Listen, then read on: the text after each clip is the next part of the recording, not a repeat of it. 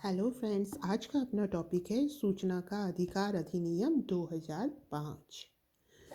तो यह अधिनियम लोकसभा द्वारा 11 मई 2005 को पारित किया गया, राज्यसभा द्वारा 12 मई 2005 को और फिर 15 जून 2005 को राष्ट्रपति एपीजे अब्दुल कलाम ने इस पर हस्ताक्षर किए।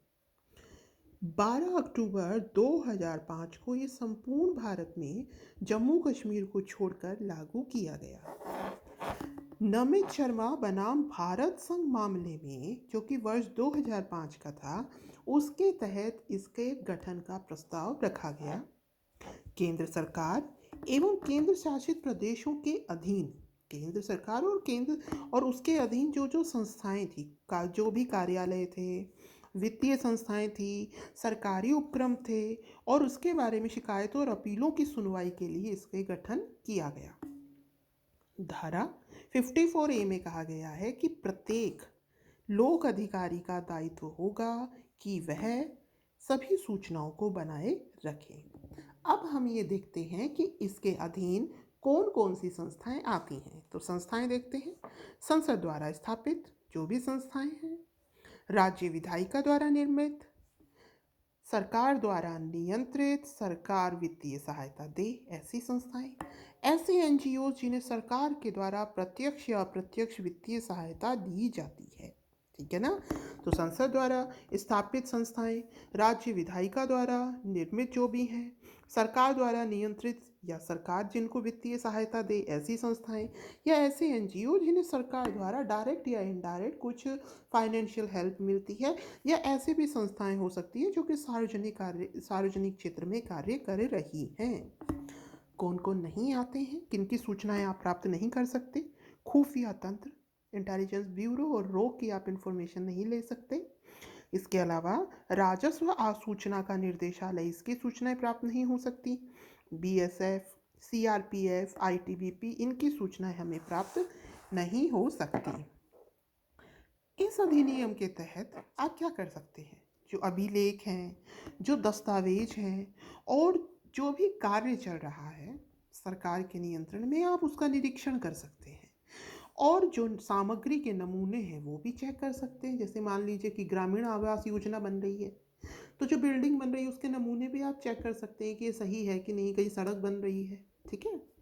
संगठन, तो इसमें एक मुख्य सूचना आयुक्त होता है और 10 अन्य आयुक्त होते हैं। इनकी नियुक्ति राष्ट्रपति के द्वारा की जाती है। नियुक्ति जो करी जाती है, इसमें एक समिति, चयन समिति होती है। चयन समिति में एक पीएम होते हैं, लोकसभा में विपक्ष का नेता, उसके अलावा एक कैबिनेट रैंक का मंत्री। तो पीएम है, लोकसभा में विपक्ष का नेता और कैबिनेट स्तर का मंत्री। इनका कार्यकाल कितने वर्ष का होता है? 5 वर्ष या 65 वर्ष। 5 वर्ष या 65 वर्ष का इनका क्या होता है? कार्यकाल होता है। वेतन एवं भत्ते की बात करें तो सरकार द्वारा निश्चित। कौन निश्चित करता है? सरकार निश्चित करती है। त्यागपत्र किसे दिया जाता है? त्यागपत्र दिया जाता है राष्ट्रपति को। हटाना, इन्हें हटाता कौन है? राष्ट्रपति के द्वारा। अब भाई इन्हें हटाया जाएगा तो कोई कंडीशन तो होगी कि ये अवस्था है तब इन्हें हटाया जा सकता है। तो राष्ट्रपति के द्वारा कब हटा सकते हैं? पागल व दिवालिया होने पर, शारीरिक व मानसिक रूप से असमर्थ होने पर, नैतिक अपराध में दोषी पाए जाने पर, अपने पद व दायित्व के बाहर अन्य रोजगार में संलग्न होने पर। समझ में आई?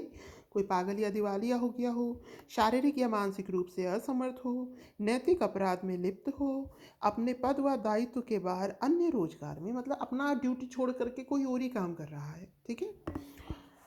अब है कार्य और शक्तियाँ, मतलब क्या क्या इनके पास कार्य और शक्तियाँ हैं। तो देखिए, सूचना अधिकारी द्वारा 30 दिन के भीतर ना उपलब्ध करवाई गई शिकायतें सुनना। मतलब आपने फॉर्म भरा कि भाई हमें इस चीज़ की जानकारी चाहिए। ठीक है।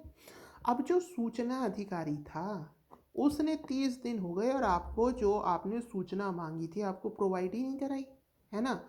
तो फिर आप इसमें कंप्लेन कर सकते हैं। मतलब सूचना अधिकारी द्वारा 30 दिन के भीतर ना उपलब्ध कराई गई शिकायतें सुनना, सूचना का अधिकार अधिनियम 2005 की अवहेलना करने वाले व्यक्ति के खिलाफ कार्यवाही करना, प्रशासन को पारदर्शी बनाना, ठीक है, मतलब जो भी कार्य हो रहे हैं वो सबकी नज़र में रहें। सिविल कोर्ट के समान शक्तियां हैं इसके पास, किसी व्यक्ति को समन जारी कर सकता है। तो ये है इसके कार्य और शक्तियां। आगे है अपना राज्य सूचना आयोग। तो ये जो राज्य सूचना आयोग है ना, इसके लिए अरुणा रॉय ने आंदोलन किया था। 6 अप्रैल 1995 को ब्यावर से स्टार्ट किया था। इस अधिनियम की धारा 15 के अंतर्गत गठन किया गया। राजस्थान में सबसे पहले 30 दिसंबर 1996 को पंचायती राज में इसका गठन किया गया था।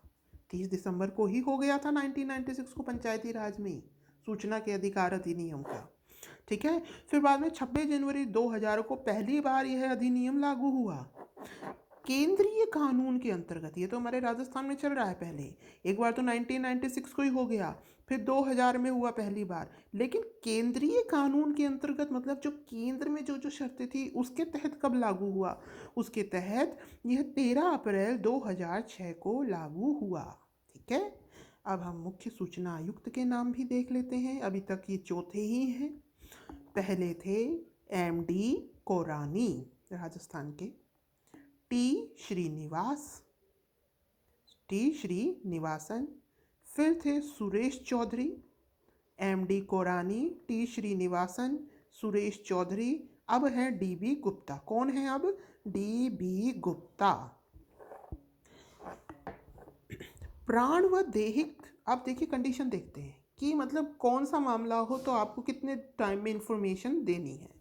तो अगर प्राण व दैहिक स्वतंत्रता वाले मामले हैं तो आपको 48 घंटे के अंदर सूचना देना अनिवार्य है।